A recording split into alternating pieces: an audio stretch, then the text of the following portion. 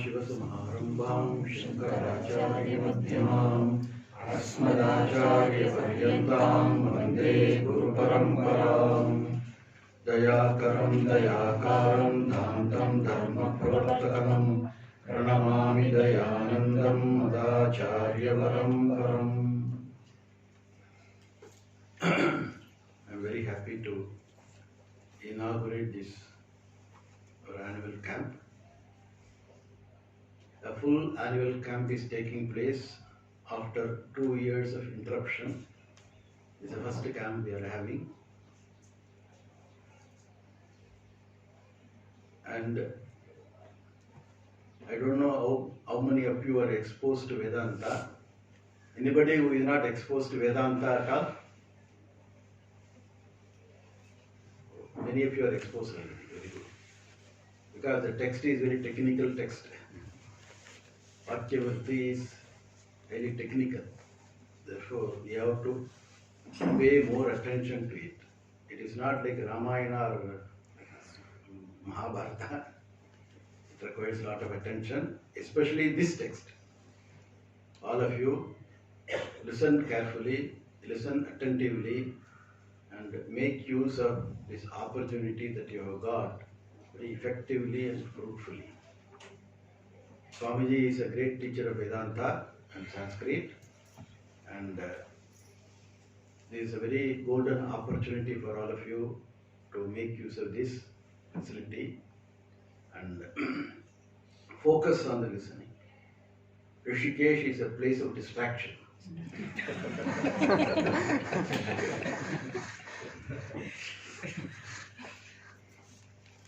In olden days, it was not like that. A few decades ago, it was very quiet, calm and quiet. Only sadhus were there. Now, more business people are here than sadhus. It has become highly commercial. Therefore, as long as you remain within the campus, you are safe. Once you step out, you have enough to distract your attention. Therefore, stay put in the ashram. Unless essential, don't go out. And then make use of this chance that you have got. And this is the knowledge that one has to gain in life.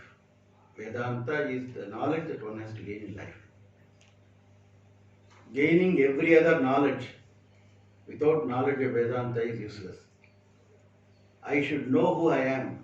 Then only that I is available for transaction. I don't know myself and I am transacting in the world. Like what? I am the one who is engaged in the transactions. I must have clarity about who I am. Vedanta gives the knowledge of who I am. Therefore I pray Lord Gangadeshwara Puja Swamiji to bless all of you to make this attempt successful. Thank you.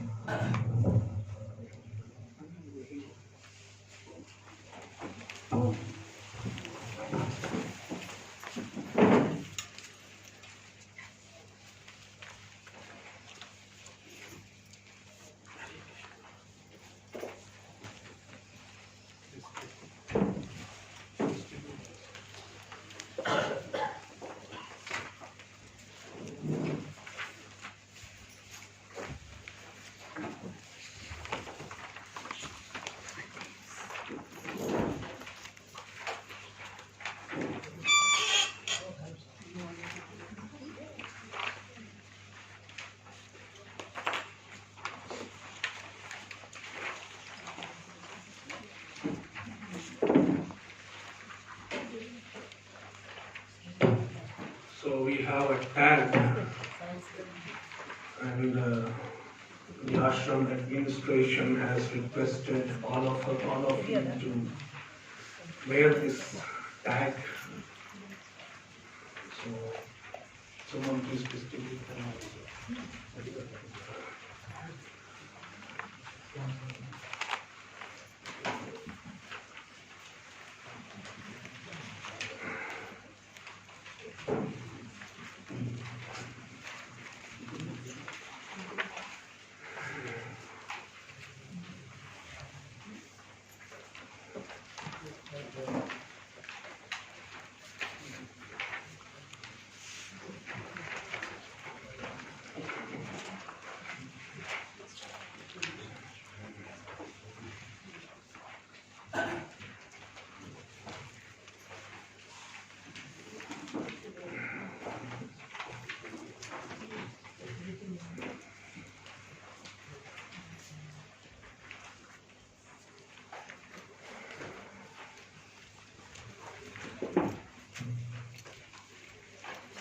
Today, the inauguration got delayed because of some reasons.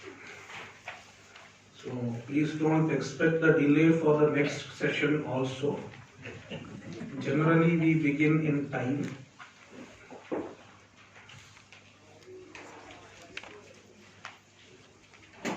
So please come at least 3 minutes before the session begins. If you come a little early, it is better. You can sing something. We have some stotras. Before the class begins, we chant some stotras. Then the mind becomes calm and you are able to focus better.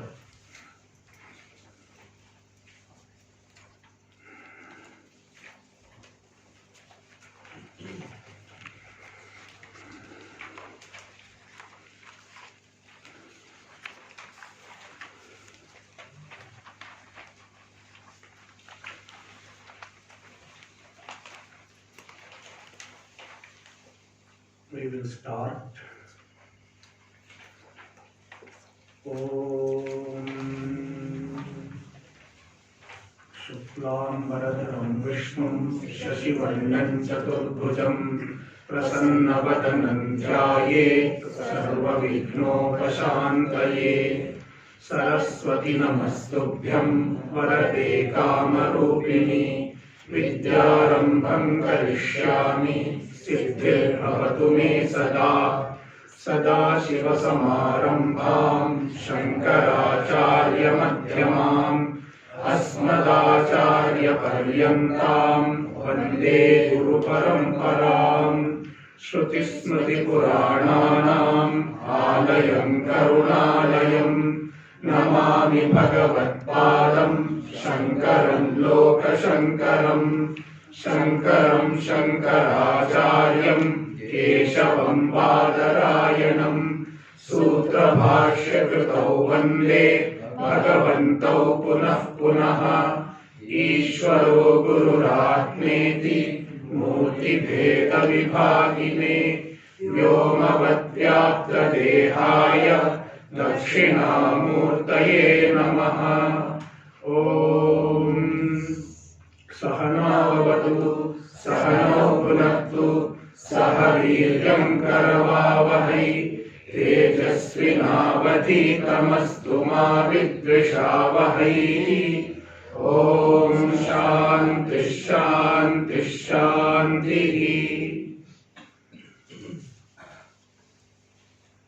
Human life is a great and precious gift from Ishvara.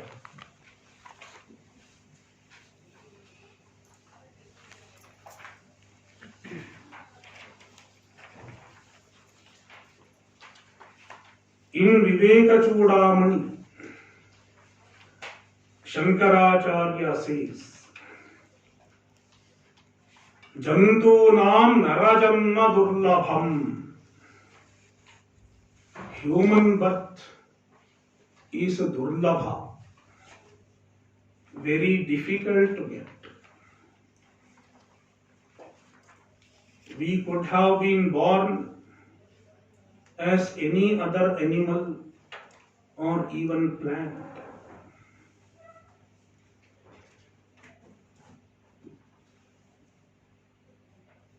But we have received this precious gift in the form of a human birth.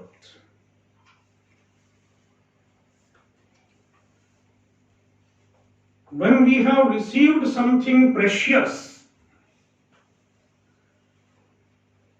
we don't want to waste it.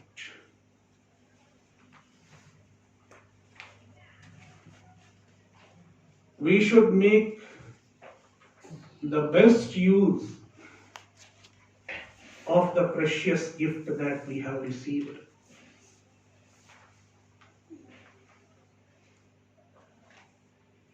If someone has given you a very expensive iPhone costing 2 lakh rupees,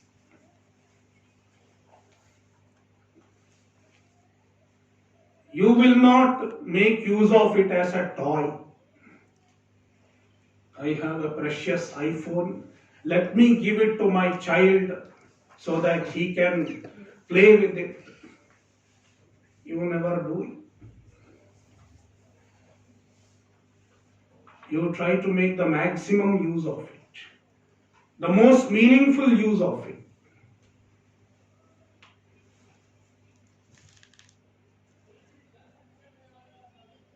If we have to make use of the iPhone properly, we need to learn something about it. How to use it, what I can do with it, how I should use it, and also how I should not use it.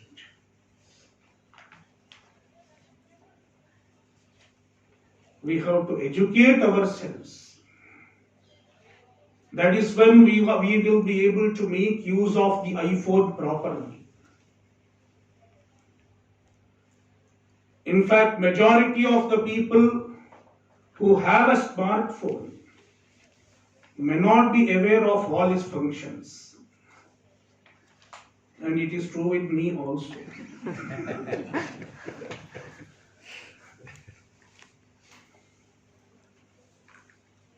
So how to learn? You need a user manual. The user manual comes along with the iPhone, along with the smartphone.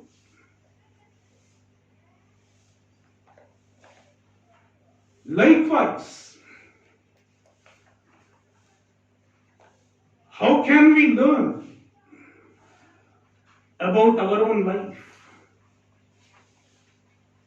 How to make the best use of our life? How to live the human life meaningfully? Even for human life, we have a user manual. And the user manual was provided right from the day the human life was created on this planet.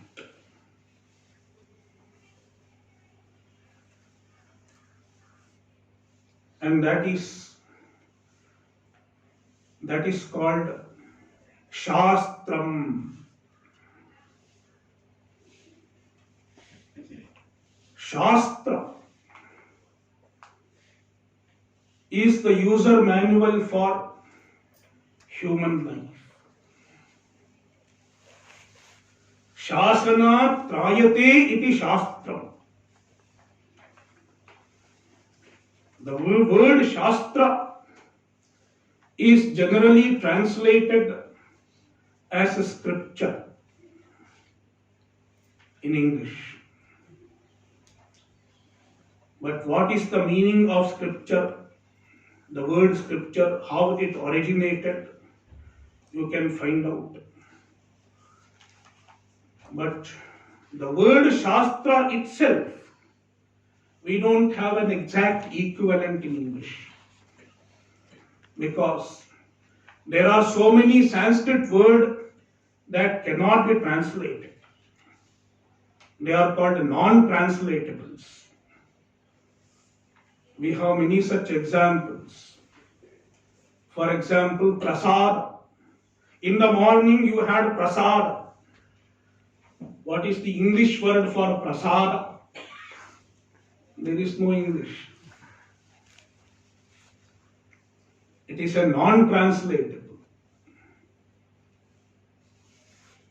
That is why, to get a profound understanding of our Shastra, we should have a fair knowledge of Sanskrit.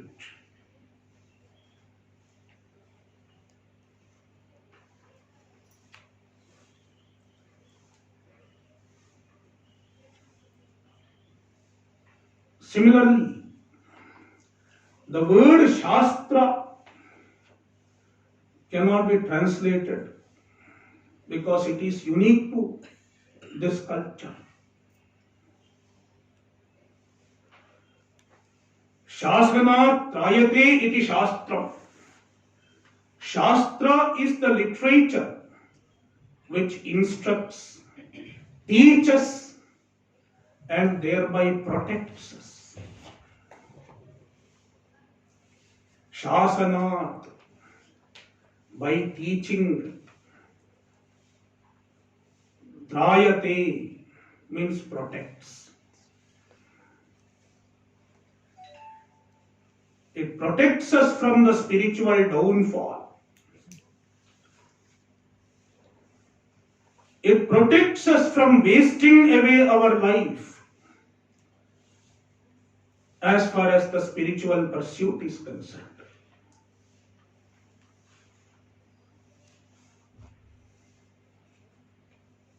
Therefore, to lead a meaningful life, we need to take the help of the Shastra.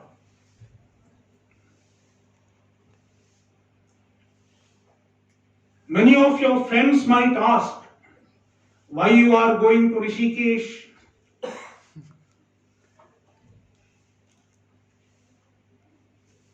Why you want to study Vedanta? Because majority of the people do not understand the relevance of the Shastra.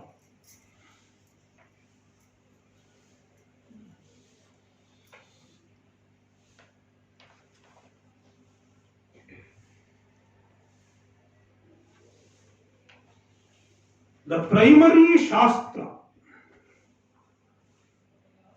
the primary scripture that we have inherited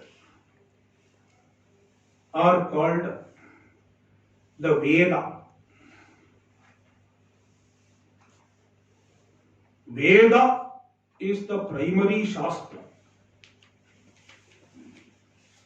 Veda is a body of literature. Sayanacharya defines Veda as mantra brahmanatmakaha shabdarashihi. Mantra brahmanatmakaha shabdarashir Veda. Veda is a body of literature, a shabdarashi, which consists of mantra and brahmana.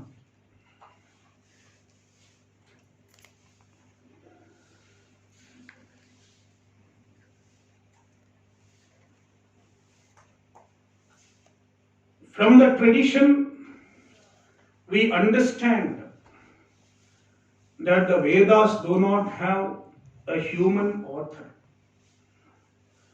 Unlike any other book in the world, the Vedas do not have a human author. They are revelations. Ishvara himself gave the Vedas in the beginning of creation.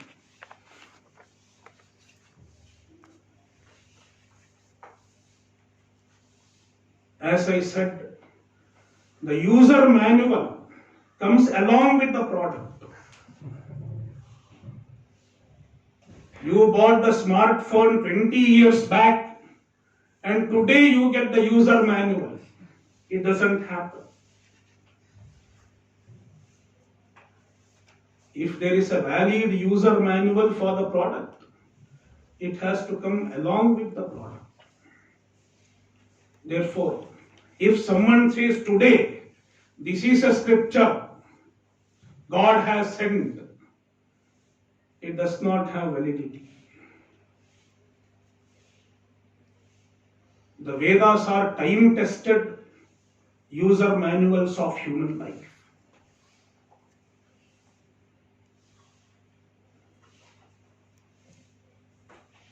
So Vedas are the primary Shastra.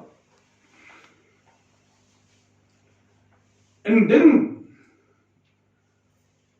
to explain the teaching of the Vedas, we have some other texts that are written by the rishis,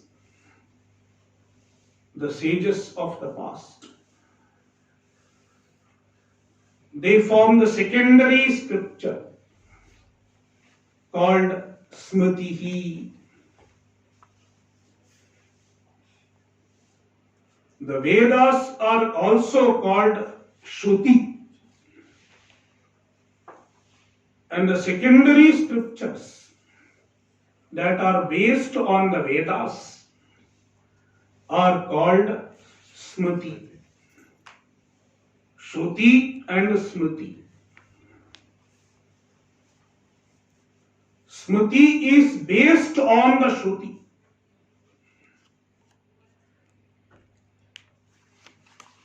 Smriti is not an independent text. The validity of the Smriti depends on the Shruti. Then we have another level of text called Purana.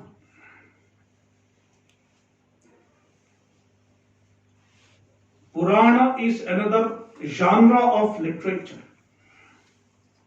where the teaching is conveyed through in the form of stories, through stories.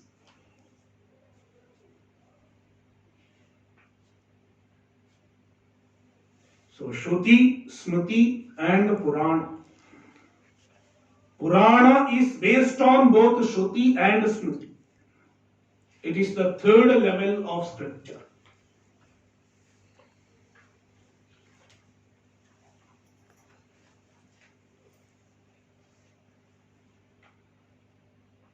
These are the three fundamental literature of our tradition. Then coming to the Vedas, Shruti, the Vedas are divided into two portions. First one is Karma Kanda and the second one is Jnana Kanda.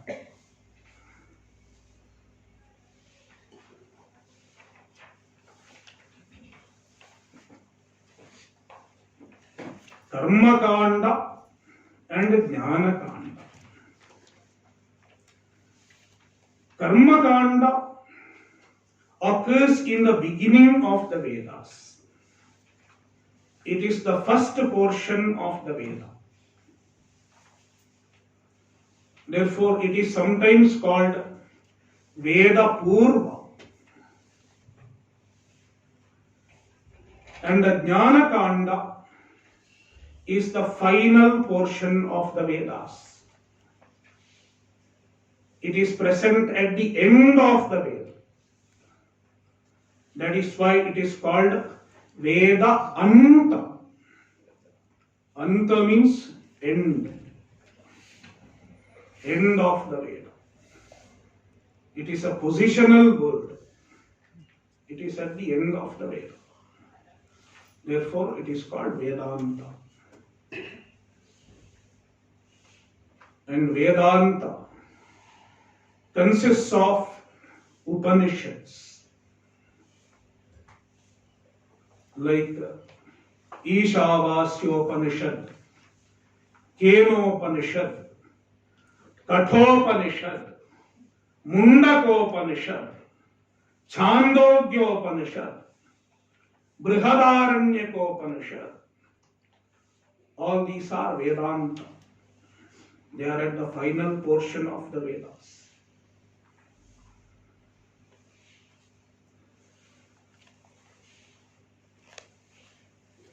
So the basic text of the Vedanta are Upanishads.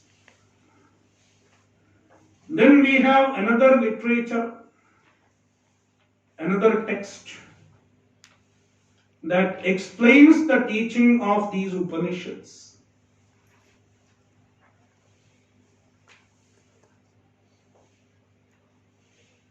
It is Bhagavad Gita. Bhagavad Gita consists of the essence of all Upanishads.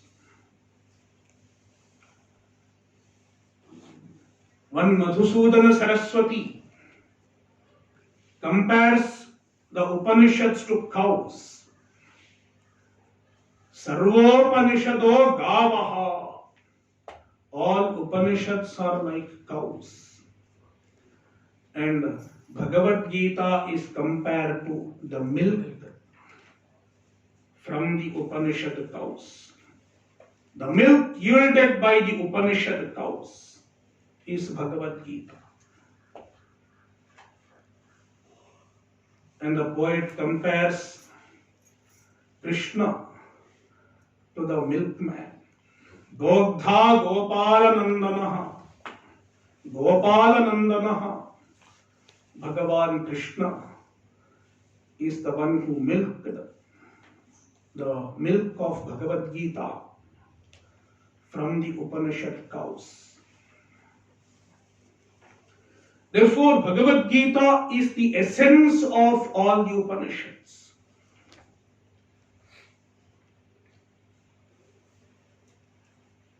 It conveys the vision of the Upanishads with greater simplicity and detail.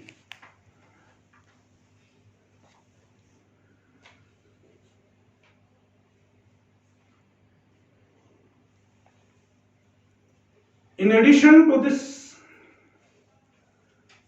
we have another text written by Vyasa that analyzes the statements of the Upanishads. An analytical text. It is called Brahmasutrani. The Brahma Sutras. It is an analysis of the Vedanta Vakyas.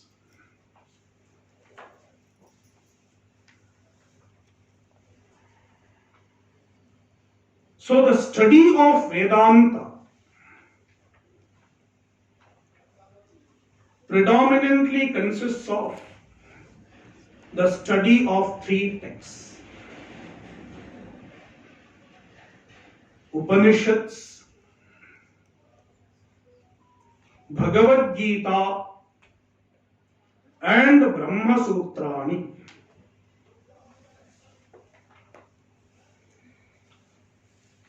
These three texts are called Prasthanatrayam.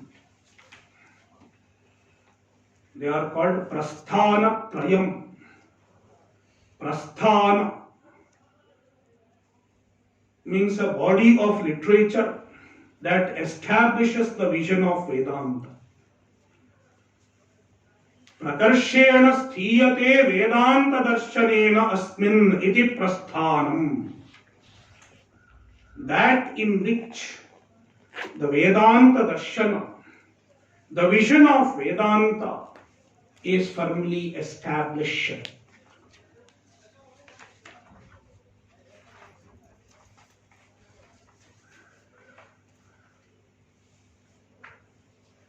Bhagavad Gita, Upanishad and Brahma Sutra. They are Prasthana Traya.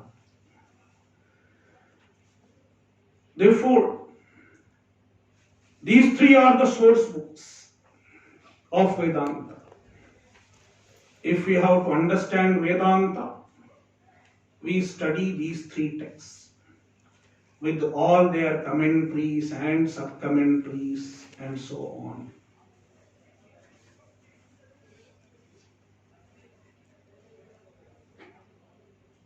Then there are some people who are busy in their work.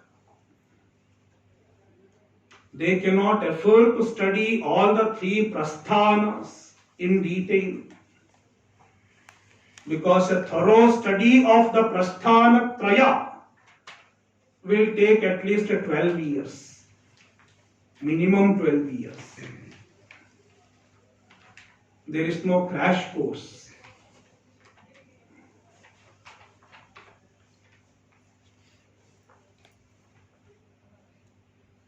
So this gentleman is working in an IT company.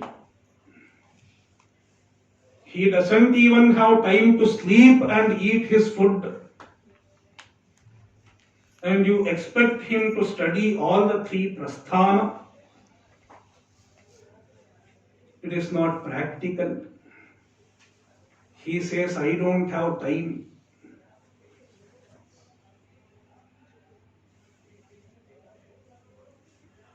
Perhaps such an IT fellow might have approached Shankaracharya. Swamiji, I don't have time for all these studies.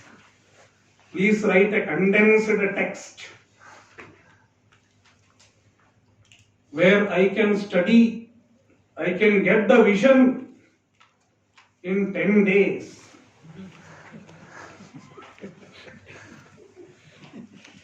And even that 10 days, there are other distractions, Bhandara and so on.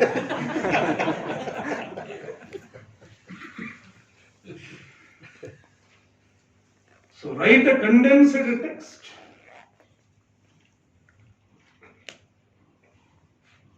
And it should be simple also. Sometimes you can condense, but the condensation will be more difficult to understand. It should be simple, lucid, and short. Understanding the need for such a text, our acharyas wrote many independent works based on the teaching of the prasthana traya.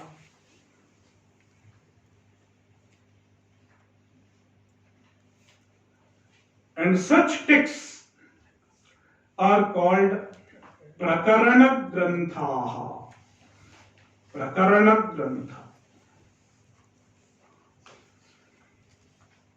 They are independent texts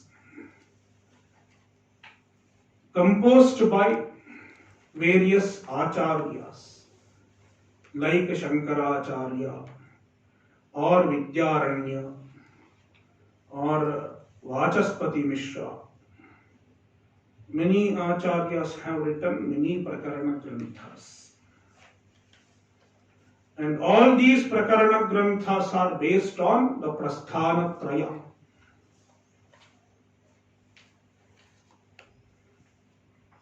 Prakarana Granthas mainly serve three purposes.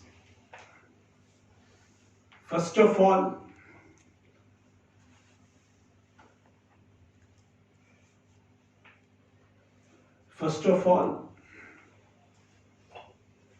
they condense the teaching.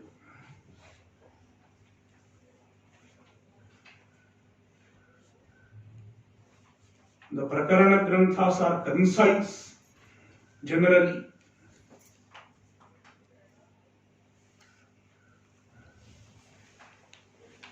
And the second purpose, they simplify the teaching. And the third purpose, they arrange the teaching systematically. If you go to the source books, sometimes the teaching may not be systematically presented. Something may be here, something may be here. But in Prakarana Grantha, the vision is presented systematically. So we have many Prakarana Granthas. One of the most popular Prakarana Grantha is Viveka Chudamani, attributed to Shankaracharya.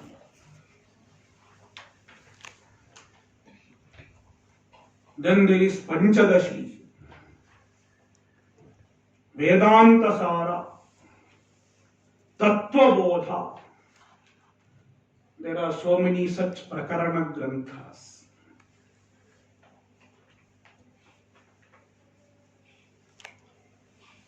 For a beginner, we teach the Prakarana Granthas. Prakarana Granthas are mainly meant for the beginner as well as the people who do not have enough time. Both people are okay.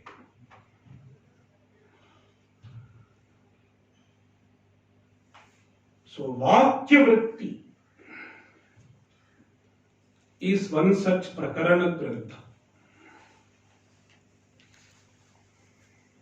attributed to Shankaracharya.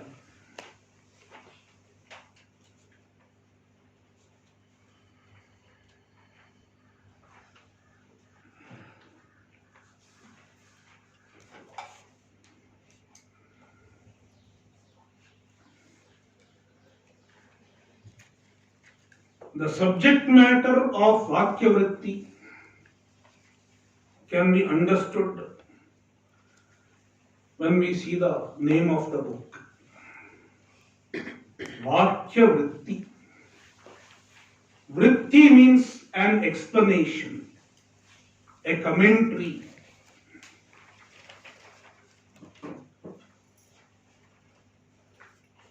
A commentary on Vakya. Explanation of Vakya. Vakya means a statement.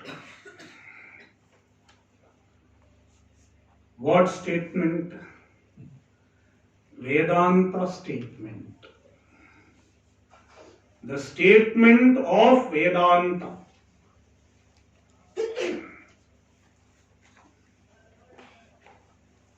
But Vedanta has many statements. In fact, Vedanta is full of statements. So, which statement of Vedanta?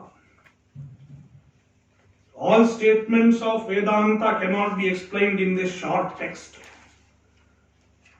3 pages. How many pages? 1, 2, 4 pages. In 4 pages, you cannot explain all the statements of Vedanta. So, which statement is explained?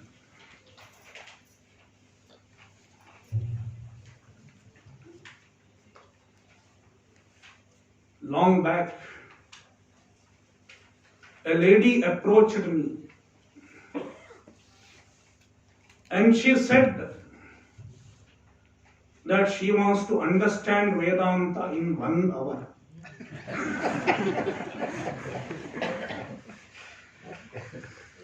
She doesn't have time at all. In 1 hour, I want to understand Vedanta. Can you explain me? Can you make me understand Vedanta in 1 hour? Then I told her, I don't need 1 hour. 1 sentence is enough. I can explain Vedanta in one sentence. But the problem is, are you ready to understand?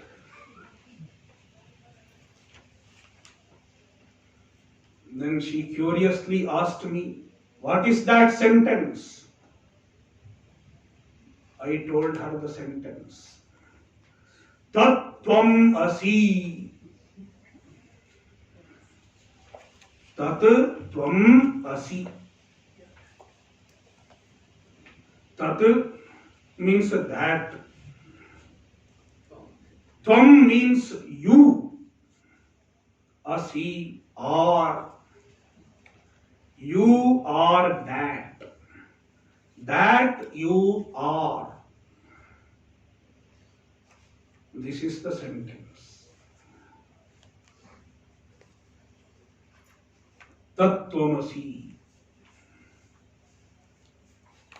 It is a Mahāvākya. In the Vedanta literature, there are certain statements called Mahāvākya. Maha means great. Vakya means statement. There are great statements. It doesn't mean the sentence is large. It is not long, it is very short. Basically, only 2 words. Just 2 words are enough to make a Mahāvākya. But it is great, Maha, because it conveys the essence of entire Vedanta literature.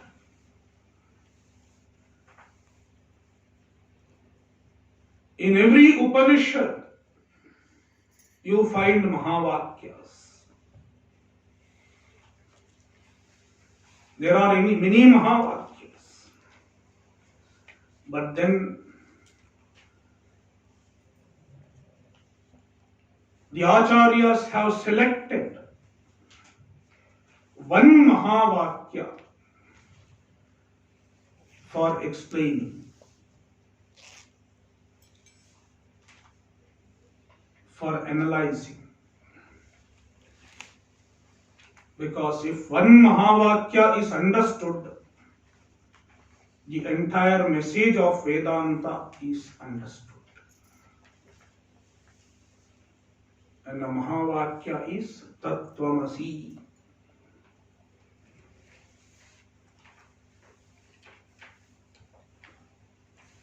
That means Ishvara.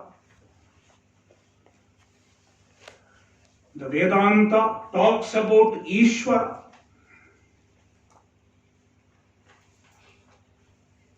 Jagat Karanam, the cause of the universe.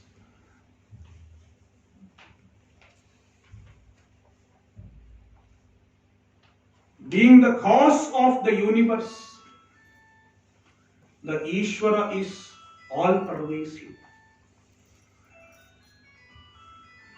Please put your mobile in silent mode, all of you.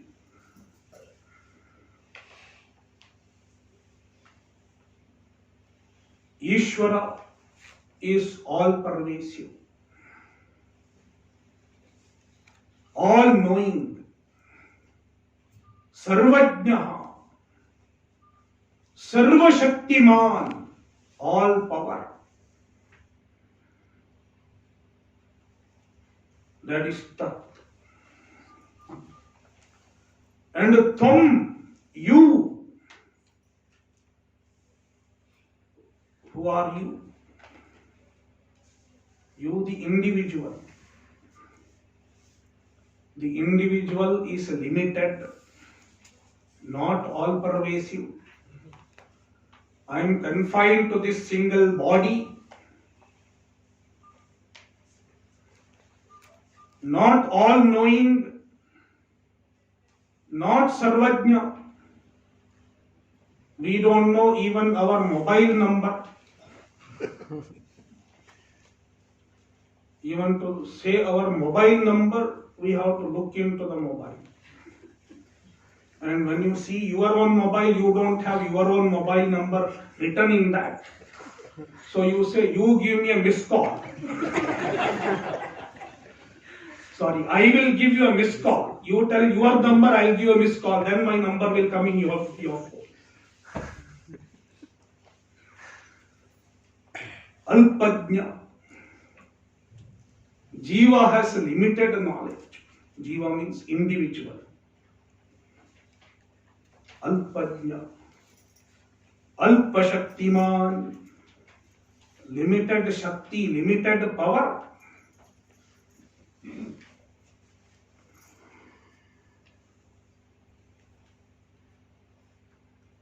So, Tat and Tvam. That, Ishvara and you, Jiva.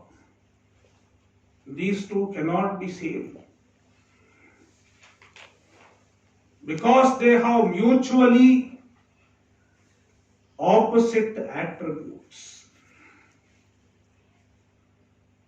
Viparita dharma, viruddha dharma, mutually opposite attributes. Therefore, they cannot be equated. But this Mahavakya equates the Jiva with the Ishvara. Mahavakya is an equation. It is an equation. In physics, we study an equation. One of the popular equations. E is equal to mc square. It is an equation we find in physics. Most of us has heard of this equation.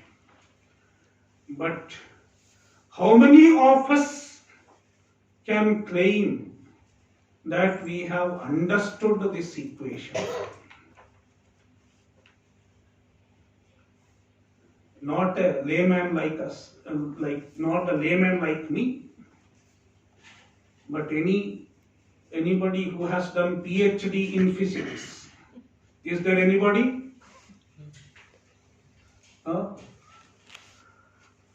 Okay, there is one. So even the people who have done PhD in physics are doubtful whether they have understood E is equal to mc square properly or not. Because to understand E is equal to mc square, you have to go through so many other processes. You have to understand what is E, what is energy. Itself takes time. What is energy? In physics, there is a different definition of energy. The technical definition of energy is different. What is energy? Energy is not force. Energy is not power.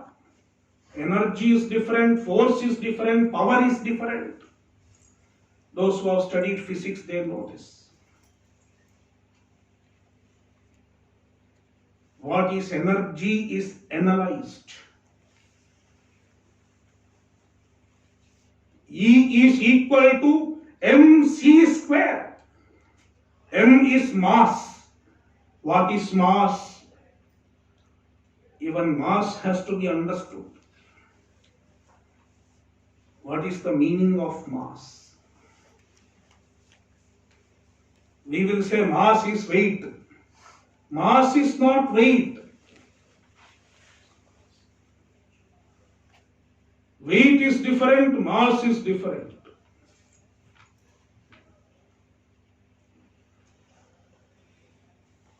If I say mass is weight, that gentleman who has studied physics will laugh at me.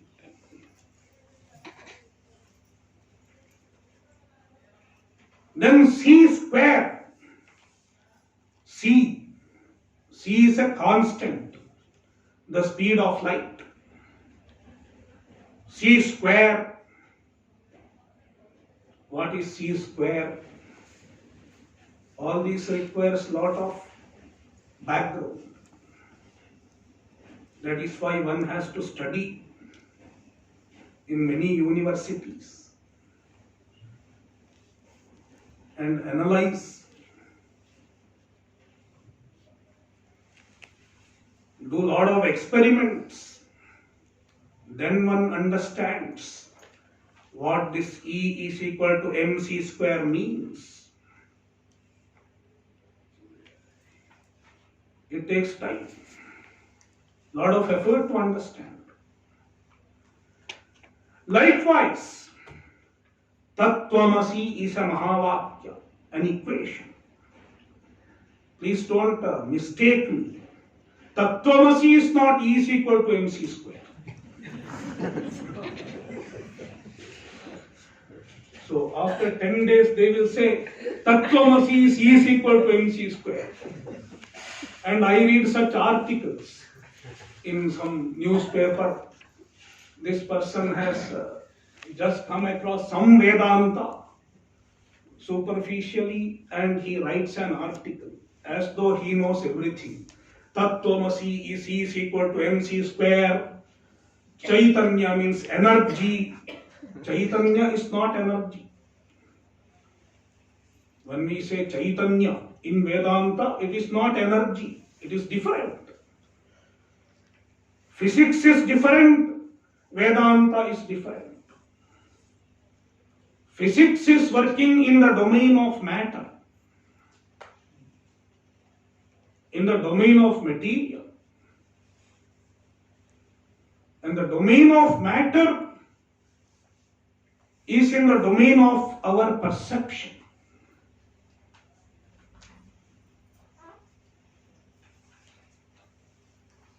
In the domain of perception and inference. What does a scientist do? A scientist works with his five senses. All the observations that a scientist makes are based on his five senses. He might be using a telescope. But what is telescope? Telescope is nothing but extension of your eyes. It is also chakshurindriya, visual perception, and it is extended with the telescope. What is microscope? It is another extension of your eyes. The telescope extends your eyes far away and the microscope extends your eyes to subtle objects, small objects, minute objects.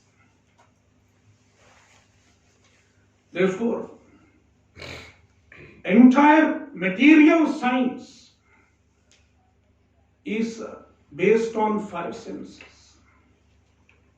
Certain things you directly see with your naked eyes, certain things you see with your equipments, and certain things which you cannot see at all, you arrive at through inferences, through postulations, based on your observations. Therefore, the science is in the domain of perception and inference. In Sanskrit, our sense perception is called pratyaksha. Pratyaksha, sense perception. What I see is pratyaksha, visual perception. Or hearing, seeing, touching, smelling, all five senses, they are pratyaksha. And then there is anumanam.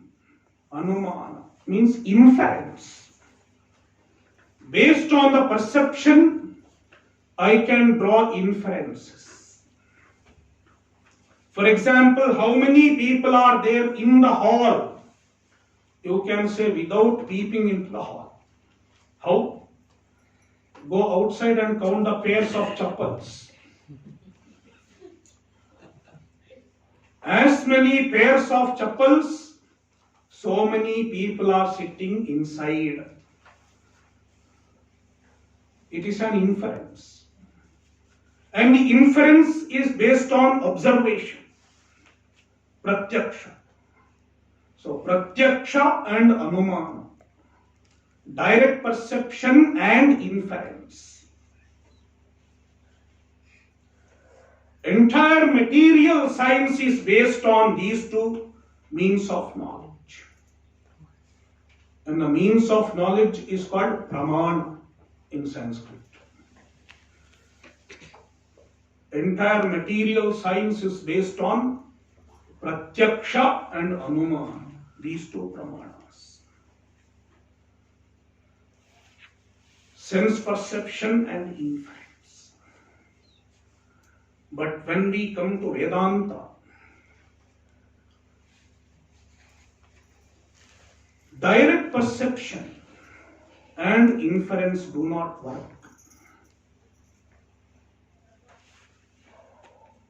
The truth that is revealed in the Vedanta Shastra is beyond the domain of direct perception and inference. Pratyaksha and Anumana.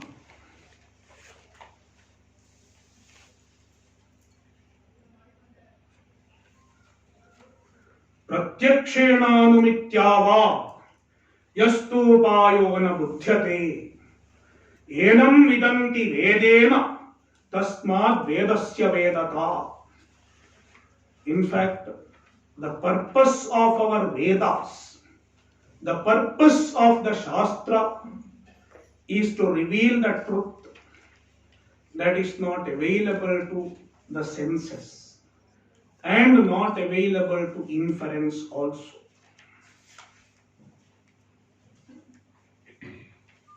Therefore, the Vedanta, the subject matter of Vedanta transcends the subject matter of science. The domain of Vedanta transcends the domain of material science. Therefore, do not confuse Tattvamasi with the E is equal to mc square. They are two different things altogether.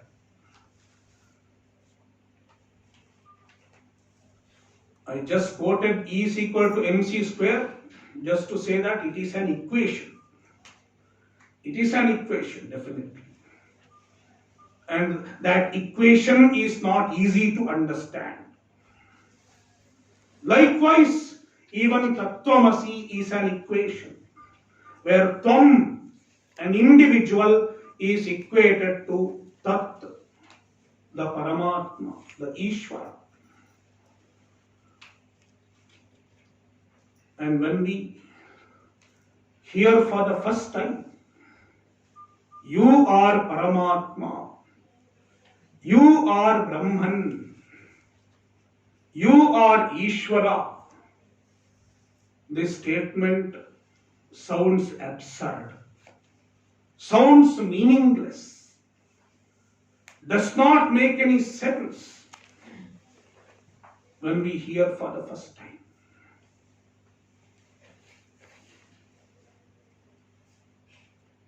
But when we inquire into each word of the equation,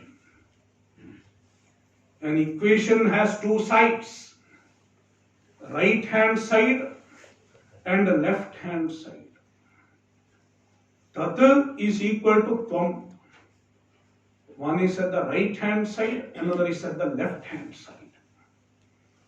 We have to inquire into both. Therefore, the text, the Vedanta text, leads us through an analysis of Tvampada. Tvampada Vichara.